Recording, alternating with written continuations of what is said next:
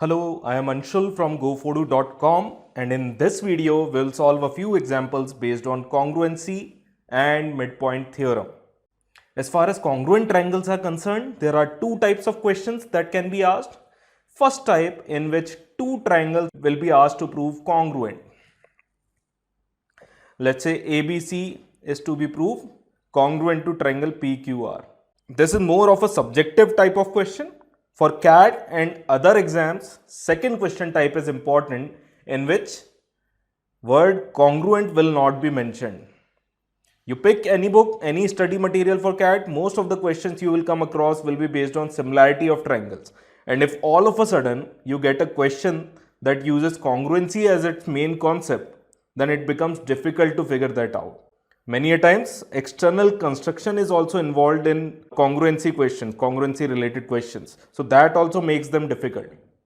Basically, congruent triangle concept in CAT, if it comes as a part of question, it is difficult. To learn as a concept, it is pretty easy. Let's see this question. In this figure, AF is given as equal to FB, FE is equal to FD, BC is given as 20, and we have to find CD. Now for midpoint theorem, this line should have been parallel. It should pass through midpoint of one of the side, and it should be parallel to this third side BC, and it should pass through midpoint of AC, right? For midpoint theorem, this should be the scene, which this line is clearly not doing. So we'll construct a line that is parallel to BC, and it will pass through midpoint of AC according to midpoint theorem. And FG is what? FG is half of BC. FG will be 10 units. Now in these two triangles FEG and DEC, in these two triangles, angle F is equal to angle D. Why? FG and CD are parallel, and this is a transversal DF. So these two angles are equal. Also, this angle G will be equal to angle C, and these two sides are already given as equal. So by angle and corresponding side congruency, these two triangles FEG and triangle DEC will be congruent. That simply means CD will be equal to FG, CD will be equal to FG, FG is given as 10, CD would be 10. Moving on to next question.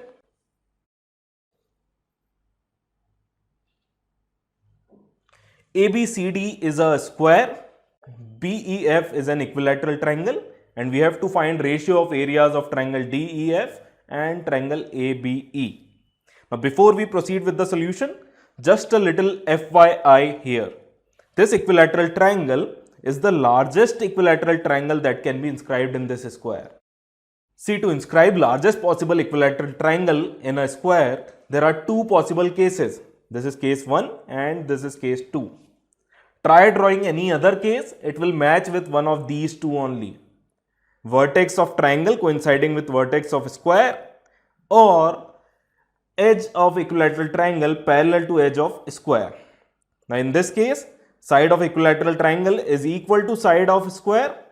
In this case, side of equilateral triangle is acting as an hypotenuse for this right triangle, right? So it will be greater than side of square. It will be EB will be greater than AB. In this case, side of equilateral triangle EB is greater than that of this triangle EG. So area of equilateral triangle that depends on side will be greater in this case than in this case. So this triangle is the triangle with greatest possible area, is the equilateral triangle with greatest possible area that can be inscribed in this square. Now by symmetry, these two angles are going to be equal. You can say this directly, or you can prove these two triangles similar. Triangle BAE and triangle BCF can be proved similar. How? Well, BE is equal to BF, sides of equilateral triangle, and AB is equal to CB, sides of square, and we have one right angle in both these triangles. So these two triangles will be similar and these two angles will be equal. And this angle is given as 60 degree. total angle is 90 degree. That means these two equal angles will be 15 degrees each. We have drifted. This discussion was not necessary for this question, but still it is good to know that this triangle at 15 degree angle from the base is equilateral triangle with largest area that can be inscribed in a square. As far as solution for this question is concerned, let's say square has a side length of 1 unit. AB is 1 unit. Let's say DE is equal to x. That means EA will be 1 minus x. Similarly, DF will also be x and FC will be 1 minus x. Now in this triangle, we have DE and DF both as x. It's a right angle triangle. That means EF will be root 2x. Hypotenuse will be root 2x. And as it is an equilateral triangle, this side EB will also be root 2x. Now in this triangle EAB, we can apply Pythagoras theorem. One side is 1 minus x, 1 minus x. Another side is 1, and this will be equal to hypotenuse square, root 2x square will be 2x square. Okay, open the bracket. 1 minus 2x plus x square plus 1 is equal to 2x square. Let's leave it here and let's see what we have to find out. Area of triangle DEF. Area of triangle DEF will be half of this base into this height. It would be half of x square upon area of triangle ABE. Area of triangle AB will be half of base is 1 into height is 1 minus x. 1 minus x. Half and half will get cancelled. This is basically equal to x square upon 1 minus x, which we can get from here, right? 2 minus 2x is equal to x square. If I take 2 common, 1 minus x will be x square, and x square upon 1 minus x is nothing but 2 from here. The required answer in this case is 2. Moving on to next question. Well, this is the difficult question I was talking about in the beginning of this video.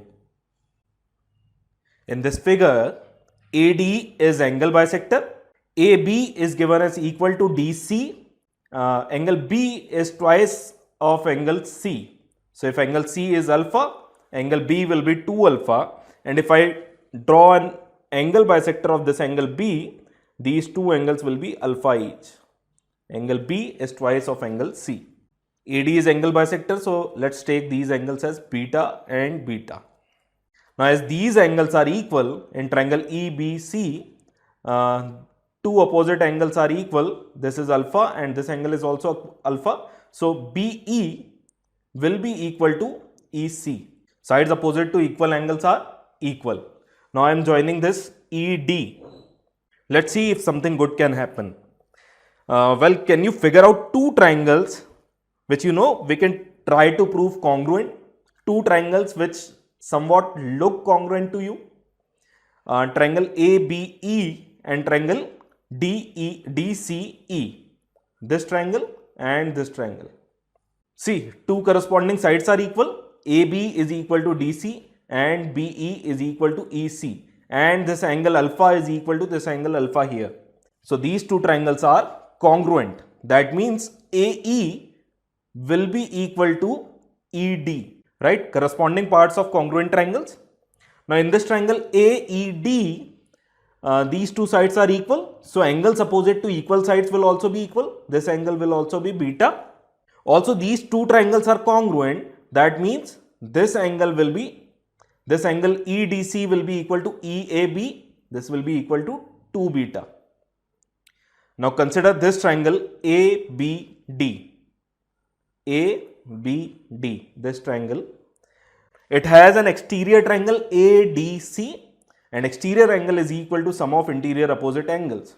So this exterior angle is nothing but 3 beta, beta plus 2 beta, which will be equal to sum of interior opposite angles, beta plus 2 alpha. From here we get alpha is equal to beta. Now we can apply angle sum property in to this complete triangle ABC.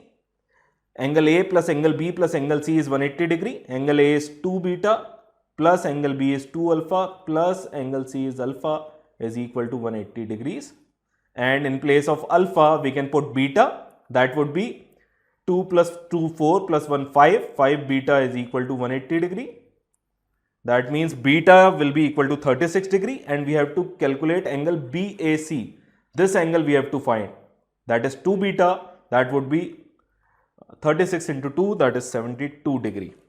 That is the final answer. If you can think of an alternate solution, then please comment down below. Moving on to the last question. Last but not the least. Pause and go through the question once.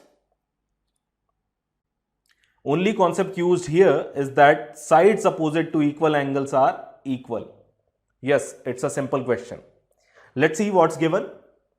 EG is parallel to BC. EG is parallel to BC. FB is given as 4 and GC is 6. And we have to find FG. Okay, these two angles are equal. Let's say they are alpha each. And EG and BC are parallel. That means this EC is acting as a transversal. So this angle alpha will be equal to this angle here, alpha, alternate interior angles. And in this triangle EGC, we have the two opposite angles equal, alpha and alpha. That means the opposite sides will also be equal. Sides opposite to equal angles are equal. So EG will be equal to GC. That simply means EG will be equal to 6 units. GC is given as 6, EG will also be 6. Now look at this angle. Both angles are equal. This BE is an angle bisector. So these two angles are beta each. Okay. And EG is parallel to BC. And this EB line is acting as a transversal. So this angle here will also be equal to beta. Now in this smaller triangle EFB, two opposite angles are beta each. That means these two sides EF will be equal to BF. And we have BF as 4 units. That means EF will also be equal to 4 units. Now we have to find FG, that is nothing but EG minus EF. FG is nothing but EG minus EF. That would be 2 units. So that's all for this video. I hope the examples we discussed provided a clear understanding of congruent triangles. Thank you.